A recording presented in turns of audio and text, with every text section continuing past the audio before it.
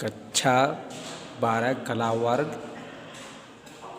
विषय समाजशास्त्र, पाठ सांस्कृतिक परिवर्तन के अंतर्गत पहले हम लोग देख चुके हैं। उसमें संस्कृतिकरण और आधुनिकीकरण के विषय में अध्ययन कर चुके हैं। अब हम लोग अगले टॉपिक पर चलेंगे, पश्चिमीकरण। पश्चिमीकरण सबसे पहले देखेंगे, पश्चिमीकरण किसे कहते हैं। इसकी परिभाषा हम लोग समाजशास्त्री एम.एन. श्रीनिवास के अनुसार पश्चिमीकरण किसे कहते हैं। पश्चिमीकरण का तात्पर्य भारतीय समाज के सामाजिक एवं सांस्कृतिक जीवन में पैदा होने वाले उन सभी परिवर्तनों से जो पश्चिम में की प्रौद्योगिकी, व्यवहारों के नियमों, विचारों और सामाजिक मूल्यों से संबंधित है। तो इस तरह से देखें कि माननीय श्रीनिवास ने पश्चिमीकरण की परिभाषा देते हुए कहा कि माने जो पश्चिमी माने विचारों से, जैसे व्यवहारों से और प्रौद्योगिकी से संबंधित होते हैं, उसी को हम पश्चिमीकरण कहते हैं। अब हम लोग पश्चिमीकरण की परिभाषा देख लिए। अब आगे हम लोग देखेंगे पश्चिमीकरण की प्रमुख विशेषताएं। पश्चिमीकरण की प्रमुख विशेषताएं निम्नांकित हैं। पहली विशेषता देखेंगे, एक व्यापक अवधारणा। पश्चिमीकरण की प्रक्रिया का क्षेत्र एक व्यापक माने विस्तार पूर्वक है। पश्चिमीकरण में मुख्य रूप से 3 तरह के परिवर्तनों का समावेश है। व्यवहार संबंधी, जैसे व्यवहार से, रीति रिवाज से संबंधित, ज्ञान से संबंधित और सामाजिक मूल्यों और विचारों से संबंधित, माने इन क्षेत्रों में परिवर्तन व्यापक रूप से देखने को मिला है। पश्चिमीकरण होने से व्यवहार में भी परिवर्तन देखने को मिला। ज्ञान माने देखेंगे विज्ञान की क्षेत्र या ज्ञान की क्षेत्र में ज़्यादा लोग समय देने लगे और उससे सामाजिक मूल्यों में जो माने आचरण, सदाचार, इन व्यवहारों में परिवर्तन देखने को और विचारों में भी परिवर्तन देखने को मिला। अगली जो विशेषता देखेंगे हम लोग, एक निश्चित आदर्श का अभाव। पश्चिमीकरण में भारतीय समाज में केवल इंग्लैंड के प्रभाव से ही नहीं, इंग्लैंड के अतिरिक्त अमेरिका, रूस तथा जापान की सांस्कृतिक विशेषताओं का भी प्रभाव पड़ा है। स्पष्ट है कि भारत में पश्चिमीकरण की प्रक्रिया तो इस तरह से देखें, जो एक निश्चित आदर्श का अभाव, हमारे में एक निश्चित नहीं कि किसी देश की संस्कृति सभ्यता को अपना ले, केवल उसी देश की संस्कृति सभ्यता का पालन करें, ऐसा नहीं है। हमेशा कुछ न कुछ परिवर्तन देखने को मिलता रहता है। कभी इंग्लैंड की तरह या रूस, अमेरिका, माने सभी देशों की सांस्कृतिक विशेषताओं का हमारे देश की संस्कृति और सभ्यता पर प्रभाव पड़ा है।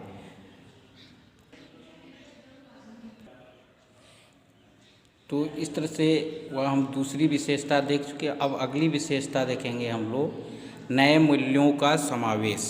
पश्चिमी देशों की संस्कृति जिन मूल्यों पर आधारित है, उनकी प्रकृति भारतीय संस्कृति के परंपरागत मूल्यों से काफ़ी भिन्न है।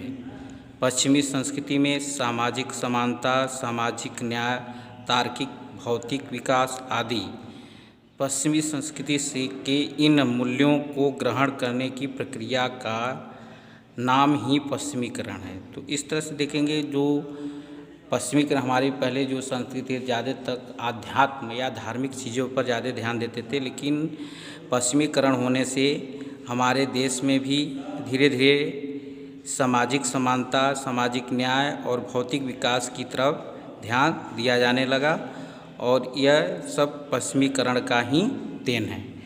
आगे देखेंगे अगली विशेषता, एक जटिल प्रक्रिया।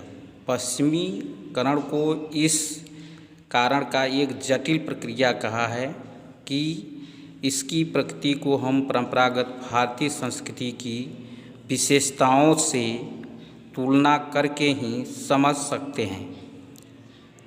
भारत की संपत्ति के संचय को अनुचित माना जाता है। भारतीय समाज के सभी हिस्सों पर इसका प्रभाव समान रूप से देखने को नहीं मिलता है। तो इस तरह से देखेंगे, कहेंगे माने पश्चिमीकरण एक जटिल प्रक्रिया भी है, क्योंकि हमारी संस्कृति की पहले से ये विशेषता है कि हमारे जो धार्मिक चीज़ें, धार्मिक उद्देश्यों की या धार्मिक क्षेत्र में जो भी वर्णन देखने को मिलता है, उसमें है कि हमारे यहाँ संपत्ति को माने ज़्यादा अपने जितनी ज़रूरत उससे ज़्यादा संग्रह करना वह अनुचित माना जाता है। लेकिन पश्चिमी सभ्यता या पश्चिमीकरण होने के कारण देखेंगे वह ज़्यादा से ज़्यादा धन को एकत्र करने पर महत्व देते हैं या उसकी तरफ ज़्यादा ध्यान देते हैं। तो इस तरह से यह सभी देखेंगे ये सब विशेषताएं थी पश्चिमीकरण की। अब हम लोग आगे देखेंगे भारतीय समाज पर पश्चिमीकरण का प्रभाव। भारतीय समाज पर पश्चिमीकरण के निम्नांकित प्रभाव हैं।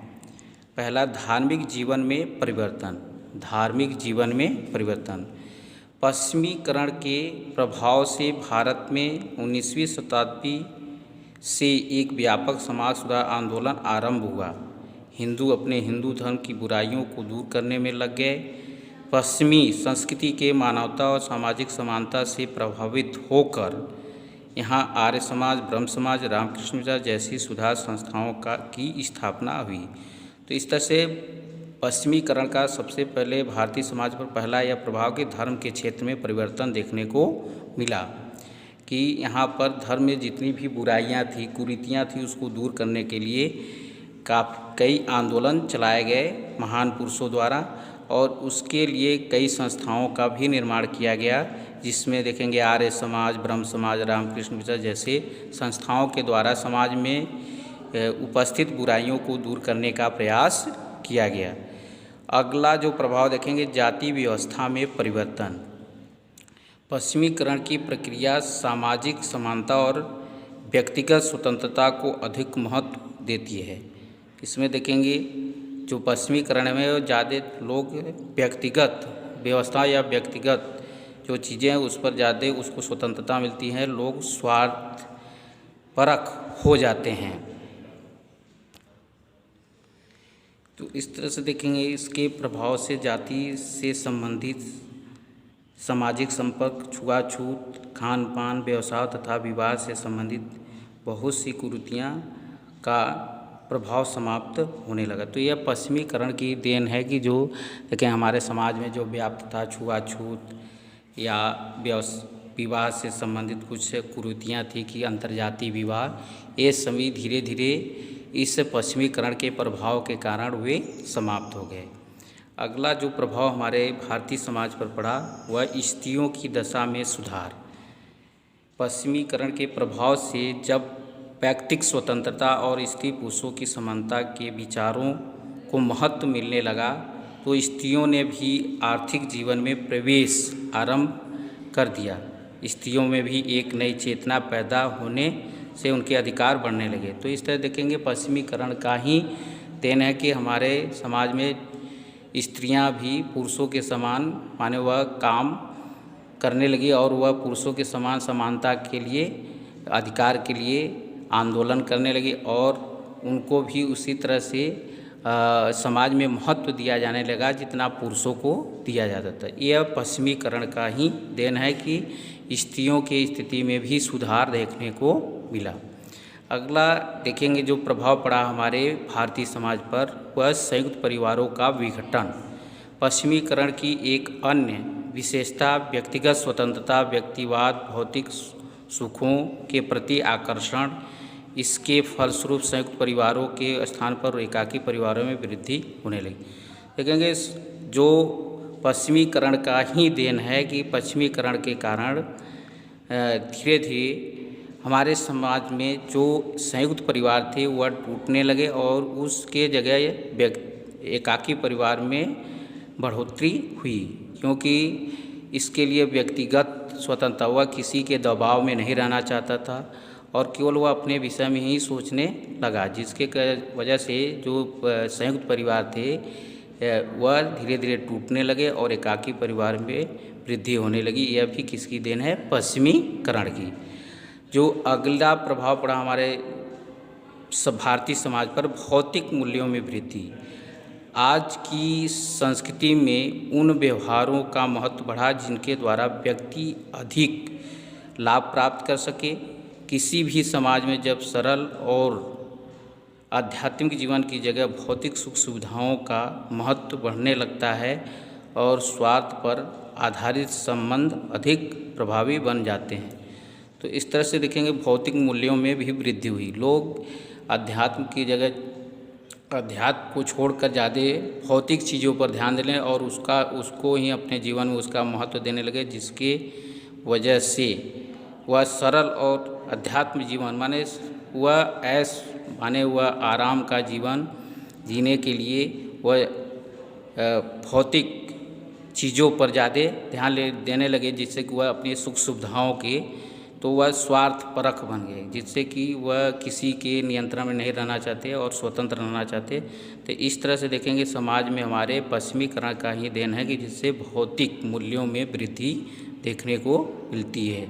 तो इस तरह से यह हम लोग अगला जो सांस्कृतिक परिवर्तन का टॉपिक था, इसमें हम लोग पश्चिमीकरण की परिभाषा, पश्चिमीकरण की विशेषताएं और पश्चिमीकरण के भारतीय समाज पर क्या प्रभाव पड़ते हैं इसका अध्ययन कर लिए। अब इसके बाद नेक्स्ट वीडियो में हम लोग अगला टॉपिक पर अध्ययन करेंगे।